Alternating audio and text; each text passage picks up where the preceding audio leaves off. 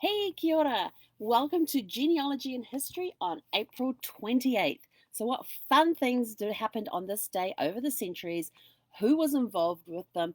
And how many of them may appear in your family tree?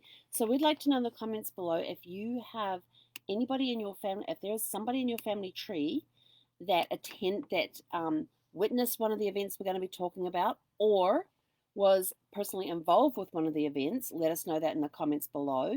And if you have somebody in your tree who happens to be the person we are talking about, then let us know that in the comments below too. It's always interesting to see who has who as relatives and everything else. So, ready for April 28th. We're going from 1758 today to 2004. So 1758 to 2004 today. And this is just some of the stuff that's happened on this day in history. There are a lot of other stuff. There's a lot of sporting events out there. And I tend to not to get tied into the sporting too much because there's a lot of them. And there's also a lot of political stuff and a lot of wars that started, ended, and invasions and all of that sort of thing. And I'm like, we'd be here forever. So I just pick out just a few key things here and there, and then we can go from there. And if you want more information, then just let us know and we can get you all hooked up with that too. So in 1758, on April 28, 1758, James Monroe, who ended up being the 5th US president, was born in Monroe Hall in Virginia.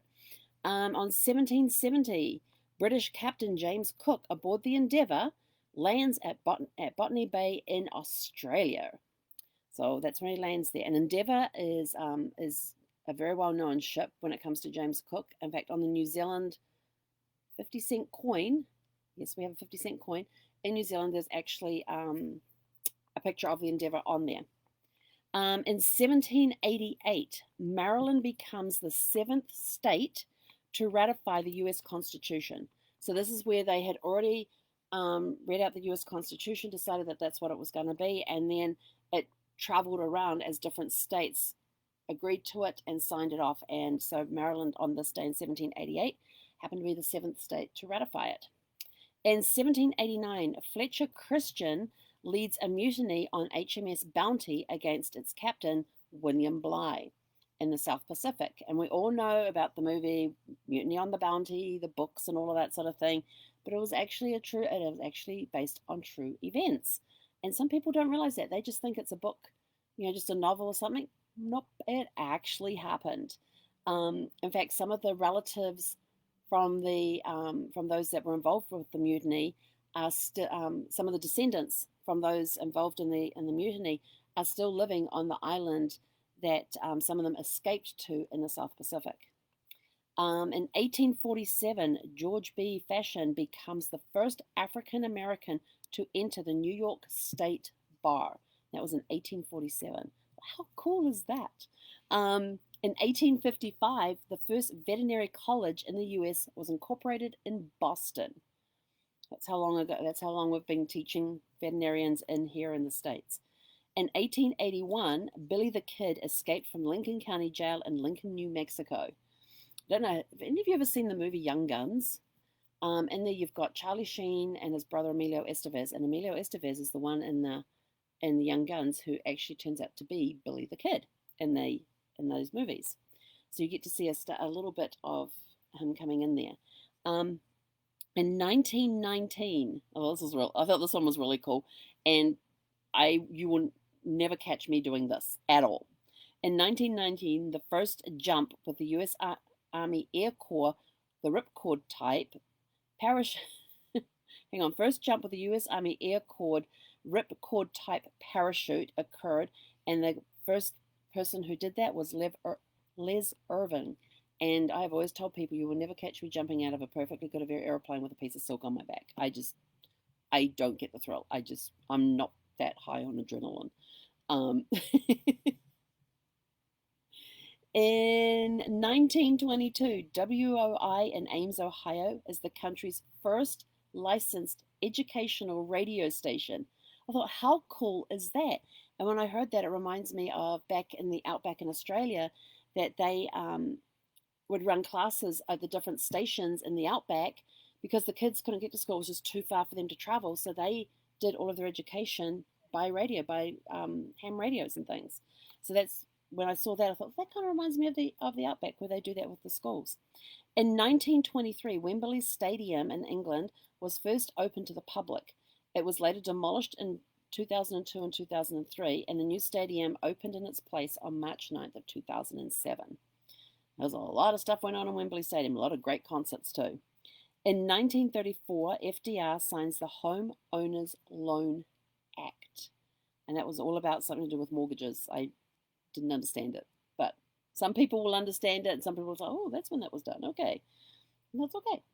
In 1937, the first animated cartoon electric sign displayed in New York City.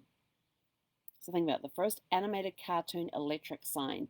And I'm like thinking, you go down to Times Square and there's just all those screens everywhere in Times Square. Have you ever been down into Times Square like after midnight in New York City, and it's like daylight down there? It's just so bright.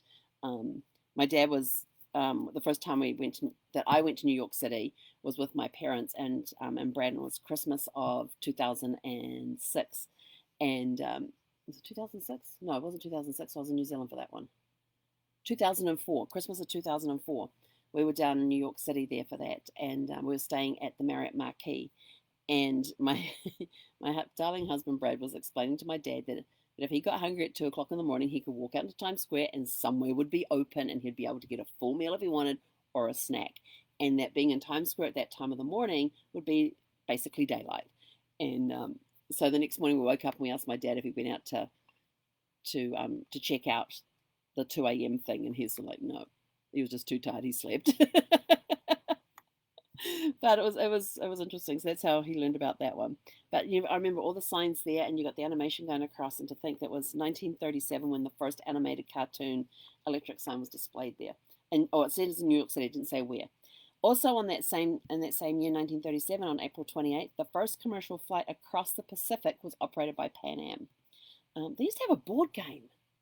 There was a Pan Am board game, and you had different places. There was different plots on the world with lines going between them, and you had a card that would tell you where you had to go, and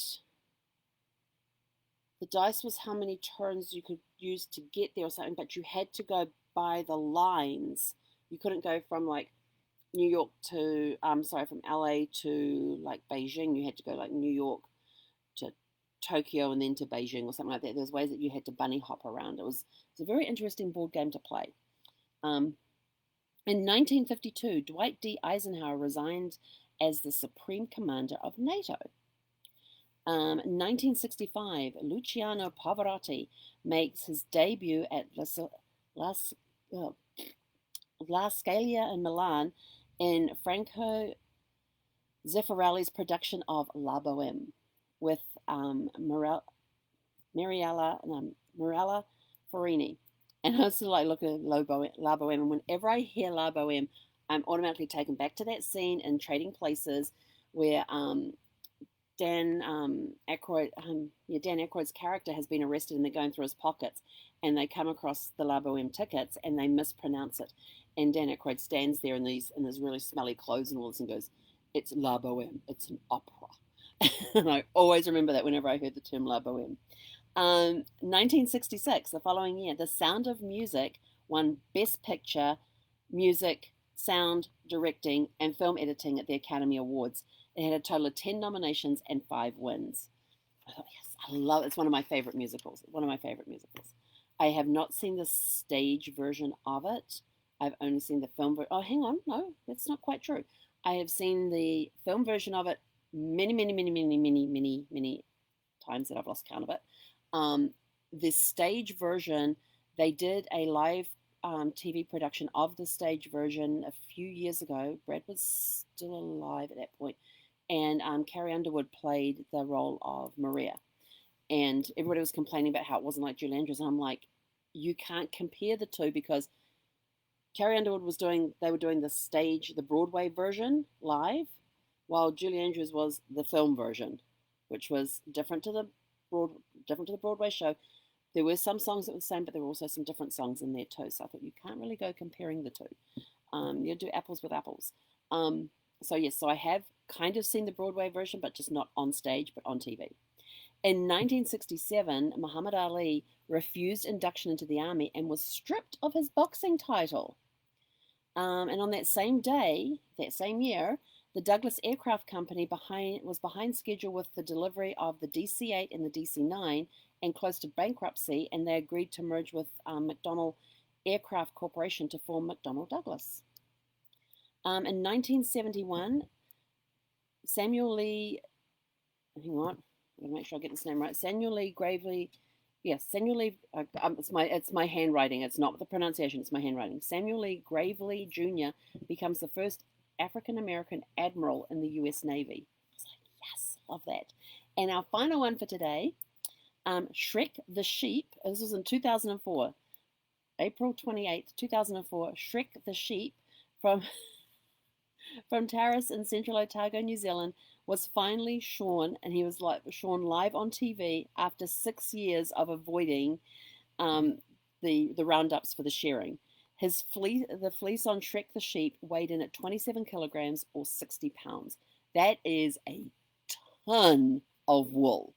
If you think those little balls of wool are around 4 ounces, and this sheep was 60 pounds, and there's 16 ounces to a pound.